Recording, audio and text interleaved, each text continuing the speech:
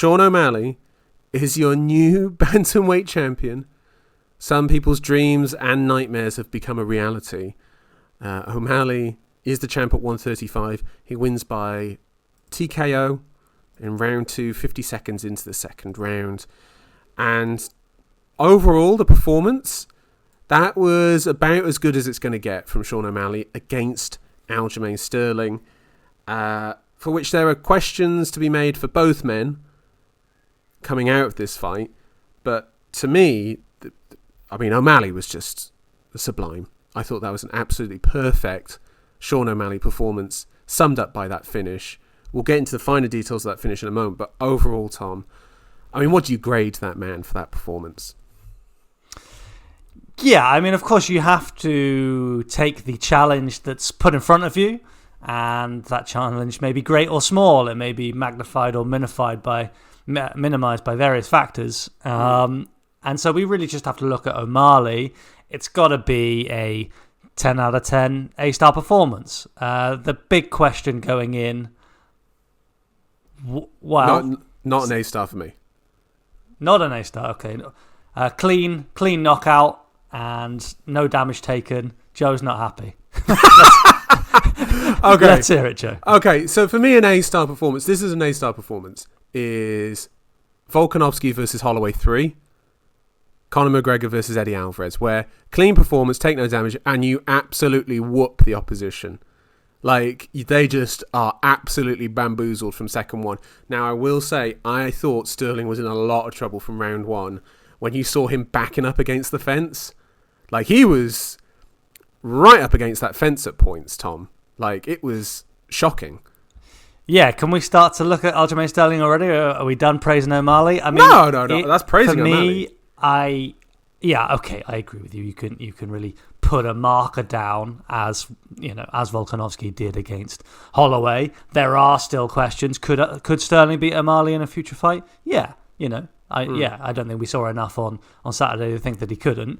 Can Max Holloway beat Volkanovski? No, never. No. That's definitively answered. So I get what you're saying, but when you are a flashy young talent with a stunning highlight reel of knockouts coming into your big test, the brightest of lights, I would say absorbing precisely no damage and knocking out the man who many are calling the GOAT of the bantamweight in the UFC. I don't think it gets better. So, yeah, whilst I acknowledge what you're saying, it's not that kind of... He's not put the marker down. He's just continued in the trajectory he was going. He hasn't fallen under this hurdle. And I think he's got to be ecstatic about that. He did say himself, Joe, going in, that Aljamain was a big problem for him. A big problem. He's never been more nervous. And actually, don't know if you know this, Joe, but O'Malley was carrying... I think a muscle strain between the ribs going into the fight. He wasn't grappling, and so he was nervous. He would have pulled out unless it was a title fight, and he really made the right decision because he delivered. God, yeah, truly. We'll go into it starting in round 1, where not a huge amount happened. You could start to hear some murmurings in the crowd of booing. There was a bit of, which was all right. It was round 1 of a title fight. Give him a second, lads. And it was bizarre because you just saw O'Malley throwing out the low kick, sort of feinting the hands a little bit, feinting a bit, and then Sterling reacting in a massive way, just reacting, falling further and further back up against the cage. And then eventually he started to throw leg kicks, started to throw body kicks from there, start to push O'Malley back. And in the last 30 seconds around, clinched O'Malley up against the cage, went for the takedown, grabbed the leg, lifted it up. You're like, oh, okay, here we go. Sean O'Malley's going for the ride, brother, and just stayed bouncing on one foot, stuffed it a little bit, got some punches absorbed, nothing major. But, it won Aljamain the round, I would say, that little flurry at the end. Yeah, I agree with that. I was giving it to O'Malley based on kind of octagon control. Agreed. Yeah, up until that last 20-second, I wouldn't even call it a blitz, but where... Sterling got a clinch, pressed O'Malley against the cage, and as you say, got a couple of strikes on. Nothing that Sean O'Malley will be feeling today. But O'Malley said that that it was a 10 out of 10 round for him. In the big thing was avoiding the takedowns. There was nothing close to a takedown, aside from that slight moment at the end that you're mentioning. And it was a very curious round. And as you say, it really signified that Aljamain was in trouble. When he started the round, he was really actively trying to switch stances with O'Malley. Yeah. Much as Pedro Munoz did, and of course did have some success doing that. He was less vigorous in doing so as the round progressed. I think he was getting tired of trying to match O'Malley up and reading so much into all those clinches, as you say, Joe. Do you think Aljamain gave Sean too much respect? Do you think Aljamain was worried about getting knocked out? Yeah, he was. I think he was. I think he wanted to press the action whilst still maintaining a level of safety. And you saw that in the movements, which was that like O'Malley, like there were moments where Aljamain's just like he started to press into him and started to like force the action, force the movements. I mean, no clear strikes were getting off apart from like a couple mid kicks. But you could start to see Aljamain was, I don't know how to describe it. It's just like he wanted to like harry him a little bit, like see, okay, what's he doing in his movement? But Sean was moving side to side fine. Wasn't really. Oh, he was great. Yeah, it was great. His movement was great. Yeah, it was great. No, it totally flummoxed Sterling. Once you mixed in those feints with the movement, he was just getting out the side. Aljamain was getting tired of matching him up in the stance switching, and before you know it, as you say, O'Malley was the one taking the center of the cage and pressing the action, which is something you do not want. You do not want to have. You don't want the vision to be O'Malley flicking kicks out to you at the end of his jab, and there's a load of space behind him. Because if you see that against Sean O'Malley, I think you're in a lot of trouble. You are in a lot of trouble. And Aljamain was in trouble in that aspect. Not in terms of damage at that stage, but just in terms of taking control of the fight, because it was slipping a little bit from him. And I only felt that he was in control at that moment. At the end, when he got the clinch, got some strikes off, and sort of took the round with the sort of like, as you say, not a blitz, but kind of like a pulse, if you will. You know what I mean? Like it kind of beats, into life for a moment. Took it. Okay, I can move on into the second round from there. Is there anything else from the first that's kind of stood out to you that you want to continue digging into? No, I think you summarised it there. Other than just kind of examining a little bit more what was going on really in Sterling's mind. I mean, he's been accused of coming out too hot in the past. I didn't get that at all in this. No, well, that's certainly no danger of that. No. So I just maybe a little bit more of a exploration as to, what I'm thinking, Joe, basically, is I'm thinking about Merab Dvalishvili. I don't like it, but I'm doing it. And I just don't see Merab coming out like that in a first round, like ever, against anyone. No, he would want to set the stall out and say, "This is my fight." And Aljamain Sterling is the champ. Finally, he's getting the credit he deserves in terms of what he's achieved in the sport. He fights a guy who's not been tested in Aljamain's key strength, and he's unable to employ any of his own game plan. It's quite bewildering. It was bizarre at points. It was really, really odd to see. It did feel like at points like, oh, he's fallen into Sean's trap here. Like he's fallen for it. Well, he was so worried about kind of Sean's offense and matching it with his own defense, and that's not just in terms of taking a defensive approach to strikes, but also in the stance switching, as we mentioned. That he just lost himself in there, Joe, and I just don't understand that. I just don't. You just go and beat Henry Cejudo, and I know what you mean. Perform like that. How do you not take the confidence from that Cejudo win? A decisive victory in my mind over Cejudo, and not have that. And then I look at the other contenders at bantamweight, and I don't feel like they would do the same thing. I don't think Merab would do that. I don't think Corey Sandhagen would do that. I don't think. I mean, he's not a contender yet, but Imam Nurmagomedov would not do that. He would implement his game against this guy, and it's odd. Yeah, it's odd to see a champion that tentative, and not be willing. It almost seemed like he didn't have a game plan. It's almost like, I'll see what he's doing and then I'll figure it out from there, it was odd. Well, when we know the importance of a takedown in that first round, the effect that then has on O'Malley, on his kind of freedom of movement, his freedom of expression, rather than just focusing on the key tenets of his own game, which he was really able to settle into. But Sorry, Joe. I mean, he threw one spin kick to the body, O'Malley, in that round. It was like, okay, is he starting to go there? And when he threw it, I was a bit like, dangerous. But maybe it wasn't that dangerous. Maybe he realised it wasn't that dangerous. No, I think Sterling I really think he opened the mat for him. I think he just, very strange. But Aljamain came out in the second round, clearly trying to exercise that demon. Came out with a bit more urgency, Joe. Walk us through it. He got the clinch, started to go for the takedown, and I actually said out loud, "Oh, here we go. Here we go. Sean's going for the ride. He's in trouble now." And then just wrestled his way out of it.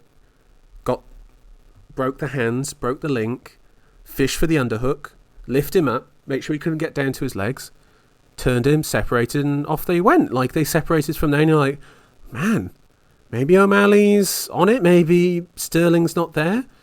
And then we get to this sequence that, I mean, is this going to become an iconic moment where O'Malley throws the left body kick, switches stance on the way back. Sterling's like, I've got to get that back. Lunges with this jab. O'Malley pulls. It was a straight left, wasn't it, Joe? Whatever it was. It was desperate. He threw this long left hand down from low, head low, throws this left hand, comes up, and O'Malley pulls back, touches the left hand with his right, feels the movement of where he's going, feels the length, just leans out just enough, and then cocks the right hand, blasts Sterling to the temple. Down he goes face first. And I was like, I yelped at this visual of like, oh my God. Like, oh my God, he's knocked him down. And then the ground and pound stood over Sterling. Didn't dive in for the ground and pound, stood over him, grabbed the leg with the left hand to control Sterling's leg so he couldn't upkick so he could also feel his movement of which way he's turning, so he could turn with him, make sure he couldn't get away from him, and delivered some absolutely accurate and superb ground and pound. At least another 5 or 6 shots that were like flush. Sterling starts to turn, couple more shots land, and Mark Goddard steps in for the finish via ground and pound TKO. Sean O'Malley is the champ, and it was a superb finish. I love the finish so much. The whole sequence, it's magic. Yeah, it is. No, it's certainly a welcome addition to his highlight reel. I actually, for me, on watching it live, I didn't see quite what O'Malley caught him with. It was a bit frenetic, as you say. They kind of broke him from the clinch. Sterling was coming wading forward. It was only when I got to see in the first of all, I had no questions about the stoppage. Let me just get that. I don't get the people I didn't need to see that again, Joe. No. Didn't need to see that part again because there were a few times where it was a club and hammer fist, Sterling's head bouncing off the back of the cage, his arms kind of still responding to his brain, but certainly not in a manner that I would call intelligent defense. No. And by the time Sterling's rolled over to his front, that not in a way like, I'm gonna get up, I'm gonna grab a leg and work my way back to my feet. More like that I don't want to get punched in the face anymore. Yeah. I need protection. No questions about the stoppage. So the question for me then was, well, how do we get there? And seeing that replay, it's absolutely beautiful. We got straight away, the UFC had it queued up, 3 replays, all the angles. I think the promotional package was already put together as well. It was on the YouTube probably 1 minute later, the full fight. Yeah.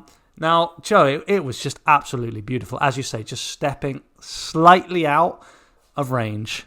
Yeah. And O'Malley highlighted this, his ability to punch going backwards, to adapt, having seen Sterling's punch fall short and counter like that, right cross, so crisp, so little behind it, but so much at the same time. And as Aljamain just goes face forwards down, that is the birth of a superstar. That is, that's what we love. Well, and also I'm just watching it again here. What's really interesting is O'Malley's left hand is out.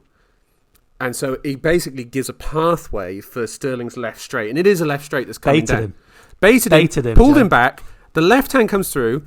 His right hand touches the elbow. He feels the full extension, drops the hand back down again, the right hand, pulls it up, cocks it, and Sterling can see it coming. He flinches before it hits, but it's too much, man. He goes like a sack of spuds. It was absolutely superb. Like, I'm just watching it again. Just the hand is fully extended, and it just comes crunching over. That is yes. My word. It really is. It's picture perfect. It is. It is a perfect finish. The comparisons to the Aldo McGregor one is maybe it's not quite to that level of like, I can't believe what I've just seen, but it was more like, just respect the technique there. Like, that is just fantastic. Fantastic. Great performance, Tom. Now let's talk about the post-fight, shall we? Sean O'Malley calls his shot of Marlon Chito Vera, I should say. I can see you're wincing already, as am I. Thanks but no thanks to that idea? I mean, I don't know. There are aspects of O'Malley that I warm to at a certain stage, like the acknowledgement of the nerves, the magnitude of the moment kind of getting to him a bit. And whenever you get like an iconic, person who people connect with, even if you don't like that person, it's nice to get swept up in it for a moment. Chito Vera, the fight's been out there for a long time.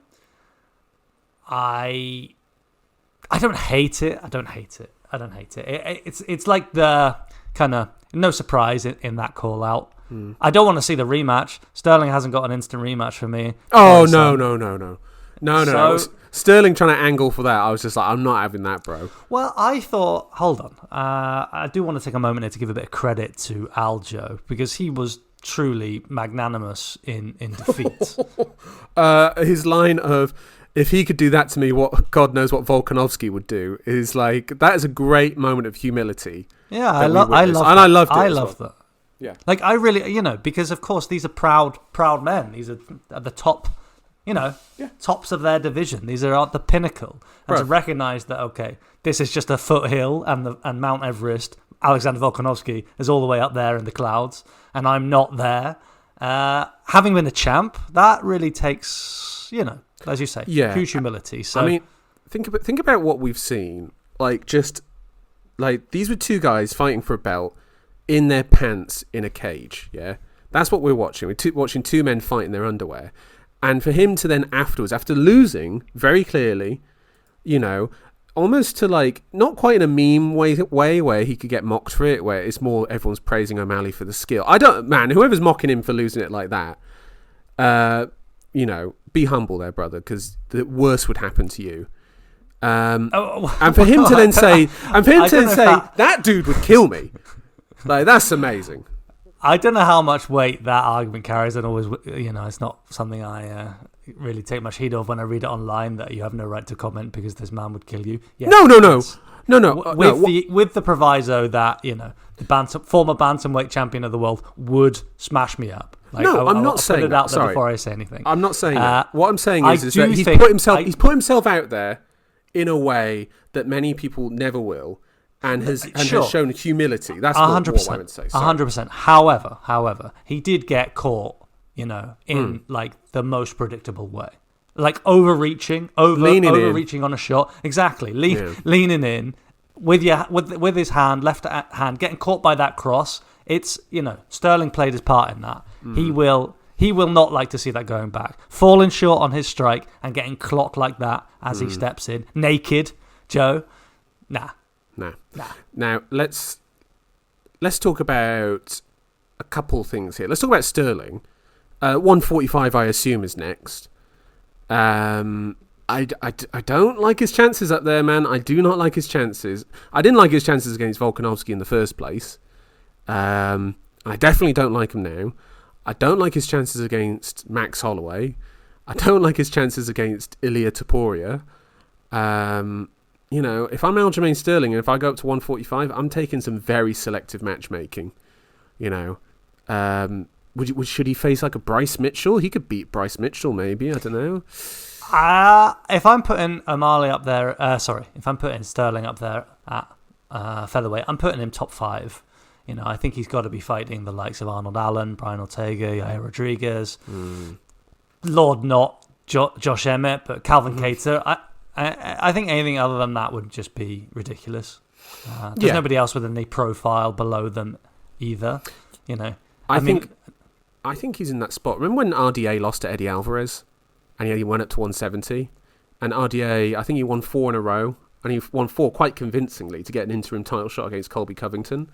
I think Sterling's in that spot now of like, he's got to put a run together at 145 to get close to a title shot. Does he have to go up? Yeah. Because of all the talk, and because of course the what he puts himself through to keep that cut going. I mean, I think it's like and Merab. Yeah. So is that the deal then? Like, as soon as I lose, it's all yours. I think Merab, the path is cleared for him to get a title shot before Sterling. Yeah. If I'm just like, let's say if I'm managing their camp, God no, that means I'm Matt Serra or Ray Longo. But things have gone wrong. But like, I'm saying, Merab gets the next shot. It doesn't matter in what circumstance or against who it is. You can't fight for the belt again. Obviously, if Merab fails to take that chance, then Aljamain Sterling is right there again. He only, he can take a bit of time away, fight one fight just to keep his position. Fight someone. Struggling for any. Wow, I mean that would just absolutely. Seal a title shot for me. If he beat Nurmagomedov, he's straight in again. Yeah, same goes for Nurmagomedov, by the way. If he wins, yes, I mean it can be. It doesn't have to be, but it can be. For me, Aljamain Sterling beating Nurmagomedov, it has to be. Yes, I'd say that's fair because he fought so far down the rankings that. So how long can O'Malley avoid Merab Dvalishvili? Here's my prediction: is that he'll never fight him. And actually, I'm going to say this: if he does actually fight him, I favour O'Malley. Oh my God! What? Yeah, I think he knocks him out in 1 round. Oh my God! Yeah, I'm calling it now. And actually, here's my bold prediction here, Tom. I don't think O'Malley has that many fights left in his body. I think he's quite physically messed up. Remember the foot break against Sukhumtar? He had another year-long injury. He's had 2 failed drug tests. He's had a hip replacement at the age of 25. Badly injured going into this. Couldn't grapple. I think it's Marlon Vera. I then think it's going to be, if Volkanovski hangs around, Volkanovski. And if I'm Volkanovski, I'm hanging around at 145 for that one. Because, brother, that is some easy work for you. Like, he would be taking him out back and giving him a good old whooping right there if he fought Sean O'Malley. And then hope to gods that Corey Sandhagen's there. I think Sandhagen's probably the most difficult guy for him, actually, in my opinion. In the top. I know you're shaking your head at me, man, but I see these things. They call me Mystic Joe for a reason. I nailed it. Let's not just say I called it. I nailed it. I nailed it, yeah. Yeah. I mean, I can't take it away from you, but I'm not going to check that reality. I'll let this sink in a little bit first. I'll let you come to your senses, and we'll talk about these things properly as adults when the time comes. You think Merab beats Sean O'Malley? Yeah, I picked Merab to beat Sean, yeah. Do you think Corey Sandhagen beats Sean? I think Merab's a bigger test than Sandhagen. Interesting. I think, Merab versus Sandhagen's a very, very intriguing fight. Oh, those two will fight before they fight Sean O'Malley. Like, that's next. Like, he'll fight Vera, and it's like, well, what Merab and Sandhagen do, they'll have to fight each other. And I actually think that's a great matchup. Like, I would love to see that.